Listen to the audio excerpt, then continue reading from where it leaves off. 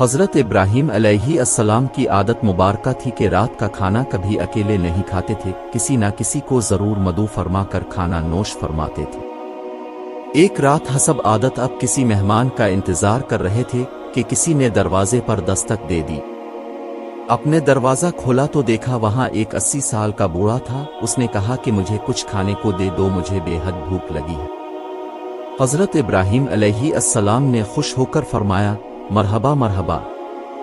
اس آدمی کے ہاتھ دھلوائے، اس کے سامنے کھانا رکھا اور کہا بسم اللہ کیجیے۔ وہ بوڑھا بولا، میں بسم اللہ نہیں پڑھوں گا کیونکہ میں مجوس ہوں۔ حضرت ابراہیم علیہ السلام نے غصے میں آ کر کہا، کھڑے ہو جاؤ، میں مجوس کے ساتھ کھانا پسند نہیں کرتا۔ وہ بوڑھا چلا گیا۔ ادھر پلک جھپکتے ہی حضرت جبرائیل علیہ السلام آئے اور بولے، اللہ نے فرمایا ہے اے ابراہیم علیہ السلام، منکر تو وہ میرا ہے، میں نے تو 80 سال میں کبھی بھی اس کا رزق نہیں روکا۔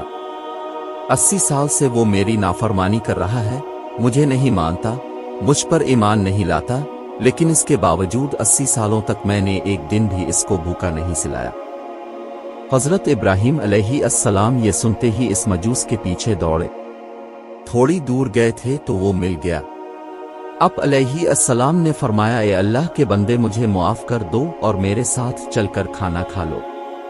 اب کی وجہ سے اللہ مجھ سے سخت ناراض ہو گیا ہے۔ مجوس بولا کہ کون اللہ؟ اب علیہ السلام نے فرمایا، وہ ذات جس نے ساری کائنات کو پیدا کیا ہے، اللہ وہ ہے جس نے ہر شے کو تخلیق کیا اور خوبصورت شکل میں ڈھالا۔ اللہ وہ ہے جو تمام مخلوقات کو رزق دیتا ہے، جس نے تجھے اور مجھے اب تک زندہ رکھا ہوا ہے۔ مجوس حضرت ابراہیم علیہ السلام کی یہ بات سن کر رونے لگا اور بولا، کیا کہنے ہیں تیرے رب کے، اے اللہ کے بندے، تیرے رب کا تو اخلاق بہت اعلیٰ اور عظیم ہے۔ میں اتنے پیار کرنے والے عظیم رب پر ایمان لاتا ہوں۔ چنانچہ اس نے کلمہ پڑھا اور اللہ پر ایمان لے آیا۔ عزیز دوستوں، ہمیں نفرت گنہگار سے نہیں بلکہ اس کے گناہ سے کرنی چاہیے۔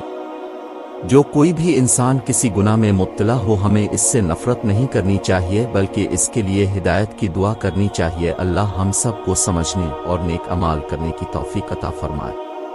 آمین یا رب العالمین۔